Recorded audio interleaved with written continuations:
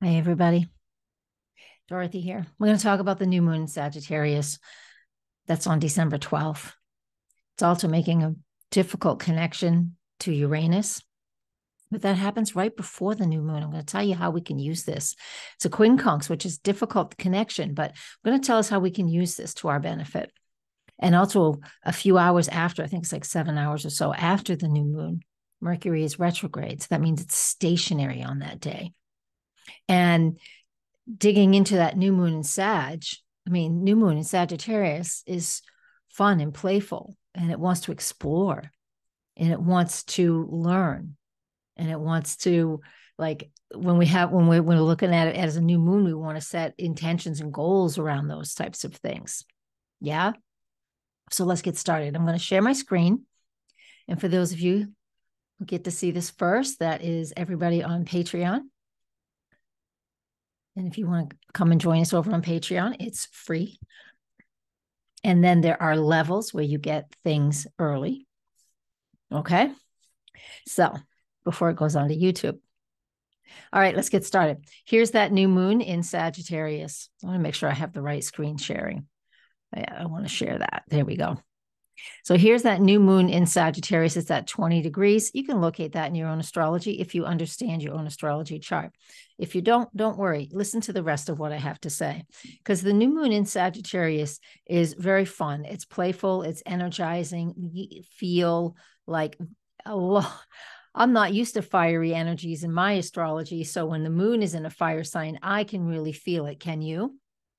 Things just feel more energized. We feel like we want to explore more. We want to learn more. We want to have fun. Sometimes life gets to be pretty routine and arduous. And it's just like when we have the moon in a fire sign like this, and it's a new moon, we have an opportunity to start to explore and set new goals and new intentions around what we want to learn, what we want to explore. And then for some of us who we're never going to stop learning, right? That's a Sagittarius quote. But some people also want to start sharing what they know with others. So this is an opportunity to set some intentions and goals, as we do with new moons, around creating content for others, because you're sharing your truth and your authenticity, being who you are, and you're excited about it and you want to share that with others. Now, if you look over here in the very right-hand side of this screen, if you can see it, is the declination bar. And that just is a separate measurement from where they are in the zodiac.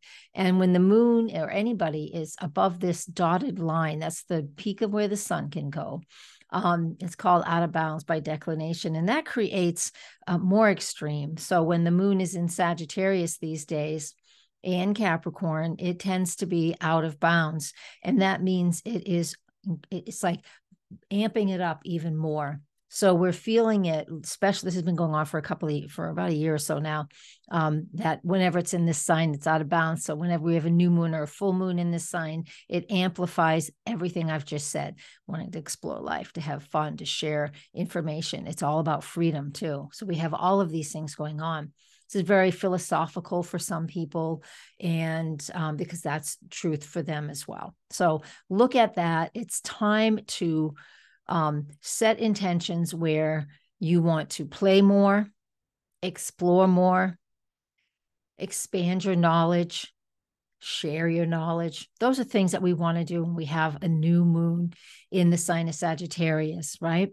So I want us to do that. However, you can see in this chart here that the next thing that we have going on with this new moon, because this new moon it's not isolated. We have to talk about them isolated because it's just, you have to do it.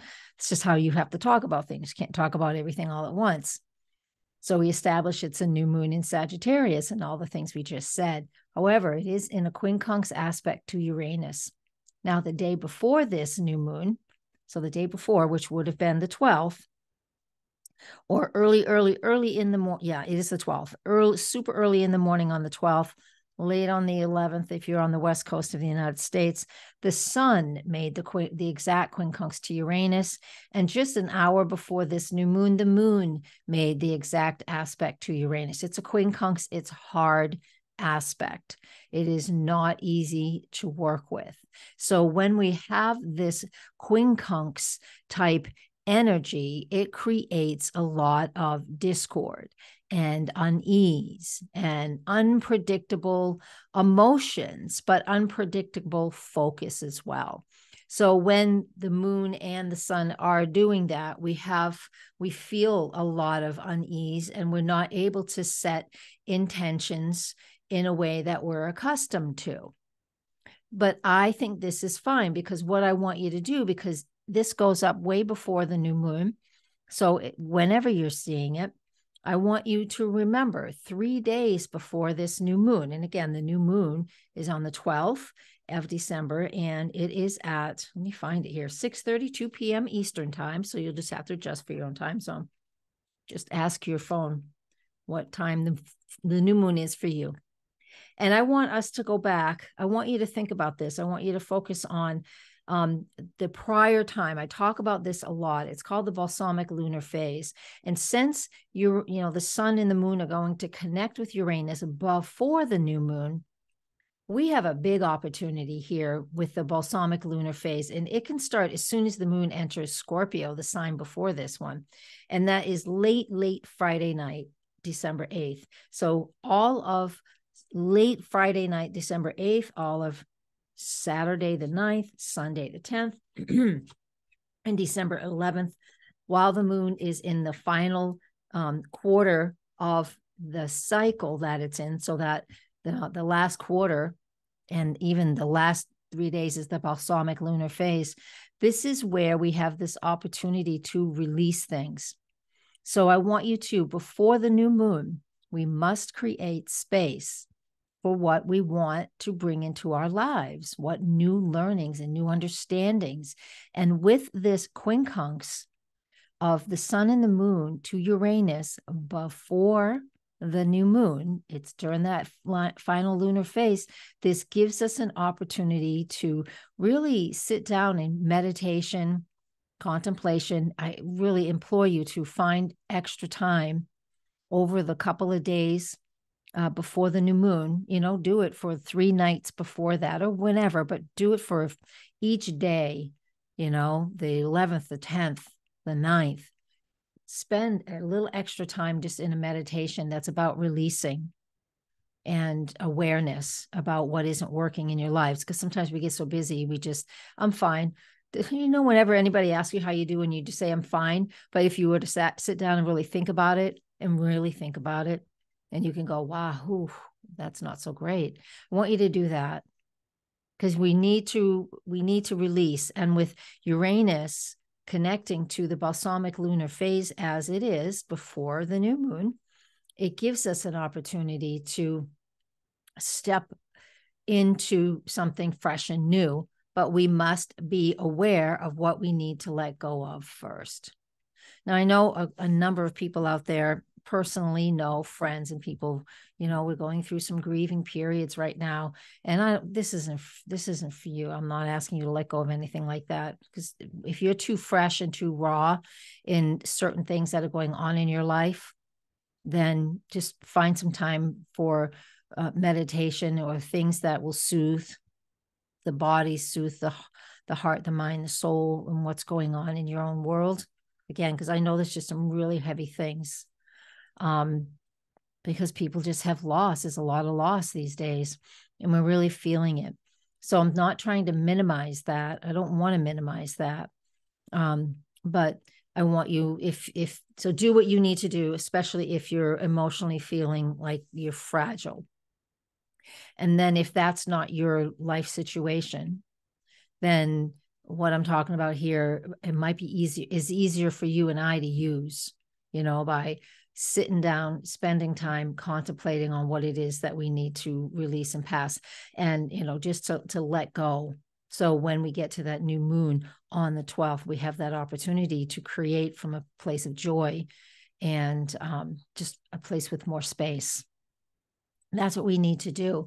And this one will take a little time. I mean, all new moons, I do the lunar gestation phases, and I go deep into that, especially in level 3 on my Patreon. But each new moon starts a 3-year cycle. So things go nice and slow anyways. But if we look at it month to month, a lot of things can happen really quick too.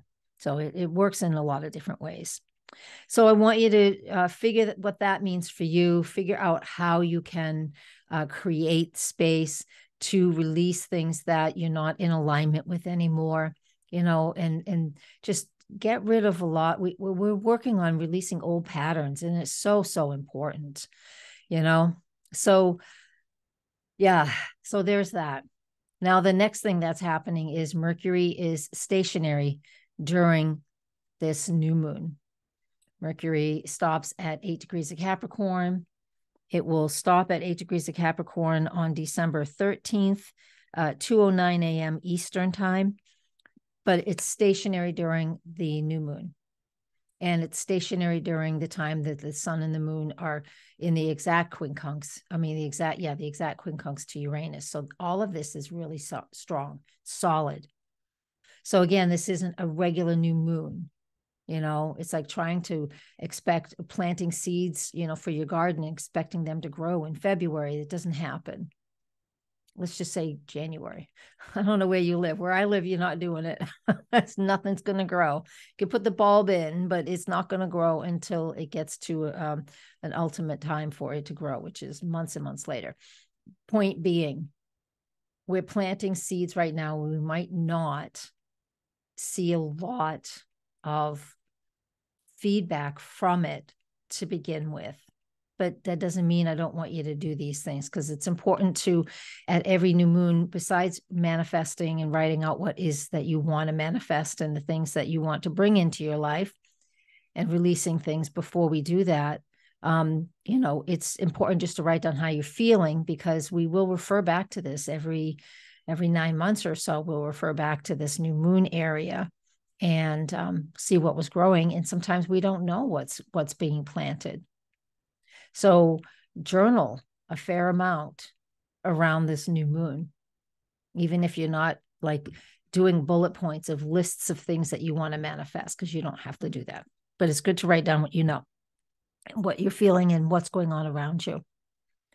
With Mercury stationary to retrograde in Capricorn, the energy of this is unique because, well, it's not unique. This is the ending of the Mercury retrogrades in the earth signs. So it's that energy of, but it moves back into a fire sign. And so it's that energy of the stories I tell myself, right?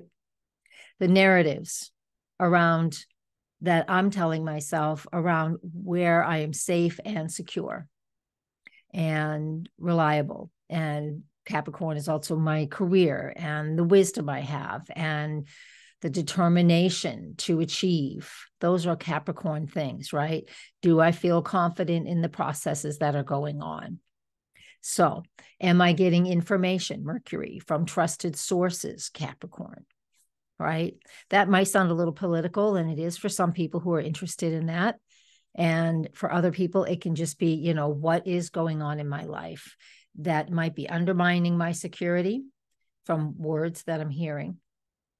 And you have an opportunity here just to address it, to take a look at it, not from a fear base. This is not fear-based. This is being practical, not fearful. So you have an opportunity while Mercury is retrograde now. So it's happening while the new moon is here, wanting us to play and explore and engage in new things. But that Mercury Capricorn stationary in, Mercury in Capricorn is asking us to redefine where we feel secure, what's logical, what's practical. Is this appropriate for me? Security, things like that. So that's what we get to work on. So we have so much going on. And still have a little cold going on here. Apologies.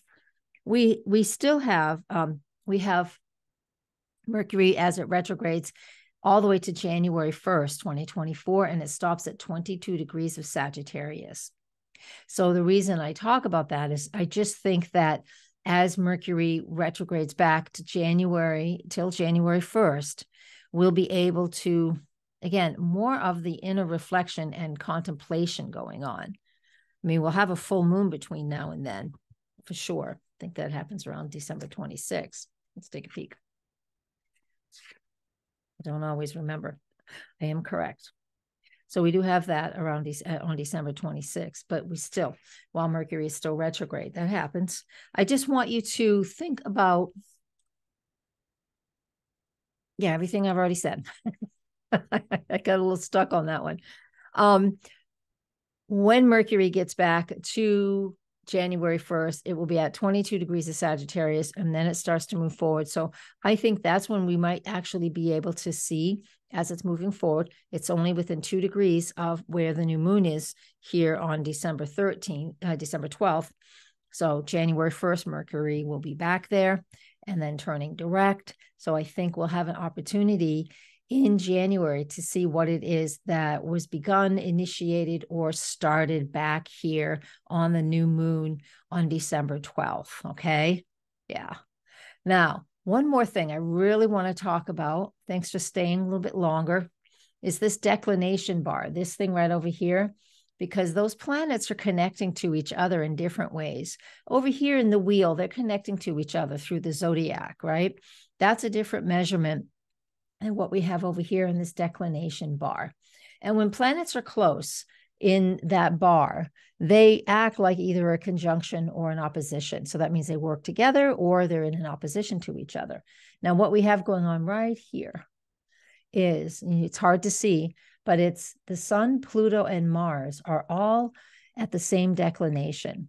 So that's called being parallel. And that means they're all working together, even though they are not that close to each other in the zodiac. Over here they are. That means they're working together. So that tells me, by parallel, that tells me as well, in addition to everything we've already said, the parallel of the Sun, Mars, Pluto tells me that there is action we can take in regard to the Sagittarius things I just mentioned. So you can go and rewind this if you need to. Learning, exploring, playing, having fun, learning more about yourself, sharing your truth, sharing your knowledge. And with Pluto as part of it, there is Pluto in Capricorn. With Pluto part of this parallel basic conjunction with these guys is like, this is life-changing. We have an opportunity here for things to come to finish up, even though new moons are about beginning. That's why I believe I spent a little bit extra time here talking about the 3 days prior to the new moon, that balsamic phase where we need to contemplate, we need to meditate, we need to spend time in that space for ourselves. I can stop my share. In that place with ourselves, for ourselves, so we could actually see the changes we've made over the years. We can see what is it that we're shaking off now.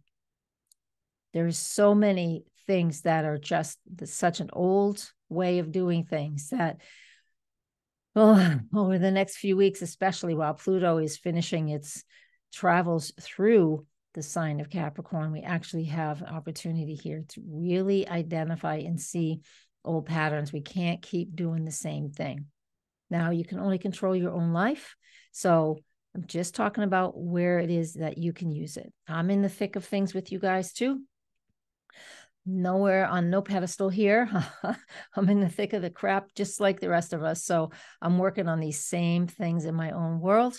And I hope that you take on this opportunity. I was going to say challenge, and it can feel like a challenge sometimes, but take on this opportunity to get rid of some of the old patterns and thought processes that have, kind of plagued our lives, really stuck with you for such a long time. So we can, release that past and start to create, this beautiful bubble of something new, right? And new, it's just something new for you, right? That's what the Aquarius energy is about. Yeah, that's what the Uranus energy is about. Yeah, Pluto entering there in January. Anyways, I digressed, but it was just additional information just for you. So thank you guys very much. The blog will be posted sooner than later. It should be posted by the time this gets on YouTube, but It's almost ready. I'm going to put this up on Patreon December 3rd. So the blog will be up shortly. I'll put the link below. Awesome, guys. Thank you so much. And thank you for your support. Blessings. Namaste.